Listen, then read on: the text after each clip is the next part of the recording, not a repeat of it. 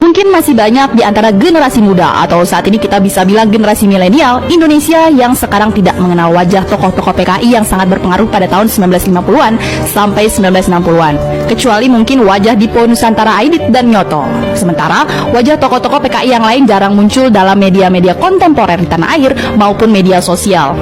Melalui video ini, dalam channel kami akan admin sajikan foto beberapa di antara mereka yang bisa menambah wawasan Anda mengenai siapa saja sosok di balik Biro Khusus PKI yang berperan di balik peristiwa besar G30 SPKI.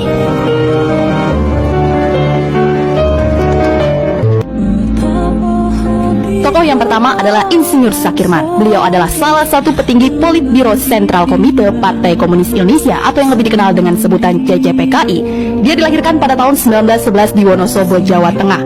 Yang perlu kalian ketahui ialah dia juga adalah kakak kandung dari Letnan Jenderal TNI Anumerta Siswondo Parman, yaitu salah satu korban yang diculik oleh resimen Cakrabirawat dan meninggal dalam peristiwa G30 SPKI. Pasca G30S, Sakirman menjadi buronan tentara. Pihak militer mengkonfirmasi bahwa dia ditangkap di Solo pada tahun 1966. Tetapi karena mencoba melarikan diri, Sakirman langsung ditembak di tempat.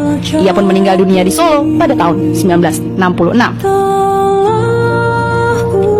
Tokoh yang kedua adalah Dipa Nusantara Aidit atau banyak dikenal dengan sebutan DN Aidit. Ialah salah satu tokoh komunis yang paling berpengaruh di Indonesia. Aidit adalah pemimpin PKI dan ia menjadi salah satu tokoh penting bagi PKI dalam perpolitikan Indonesia, khususnya dalam masa demokrasi liberal dan demokrasi terpimpin. Boleh dikatakan dalam dunia perpolitikan, DN Aidit termasuk seseorang yang memiliki karier cemerlang dan dekat dengan penguasa. PKI tercatat menjadi partai terbesar ketiga dengan anggota jutaan. Namun, peristiwa pada malam 30 September 1965 sekaligus menghancurkan dan mengubur segala kiprah politik Aidit dalam sekejap. Tokoh yang ketiga adalah M.H. Lukman atau nama panjangnya adalah Muhammad Hatta Lukman yang merupakan salah satu tokoh penting Partai Komunis Indonesia. Ia merupakan wakil ketua 1 PKI yang juga berperan membangun serta menata ulang PKI bersama DN Aidit dan Nyoto pasca meletusnya peristiwa PKI Madiun 1948. Sebagai salah satu pemimpin PKI, M.H. Lukman masuk daftar orang yang paling dicari usai peristiwa G30S, di mana PKI dituduh menjadi dalang dibalik pembunuhan para jenderal angkatan darat.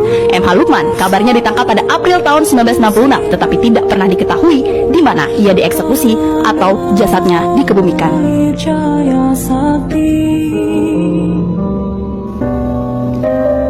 Nyono atau Nyono Prawiro adalah seorang aktivis Indonesia kelahiran Cilacap tanggal 28 Agustus 1925. Ia menjadi orang terpenting di Sentral Organisasi Buruh Seluruh Indonesia atau SOPSI. Di organisasi tersebut ia menjadi sekretaris jenderal sejak November 1946. Lalu di 1953 dia juga diangkat menjadi sekretaris jenderal 2 dari pengurus besar PKI. Saat peristiwa G30S 1965, Nyono adalah anggota Politbiro CCPKI. Pada 21 Februari 1966 ia divonis mati lewat putusan Mahkamah Militer Luar Biasa atau Mahmiluk. Sudisman adalah Sekretaris Jenderal Komite Sentral Partai Komunis Indonesia dan satu-satunya pemimpin PKI yang diadili setelah gerakan 30 September 1965. Namun dia akhirnya dijatuhi hukuman mati dan dieksekusi mati.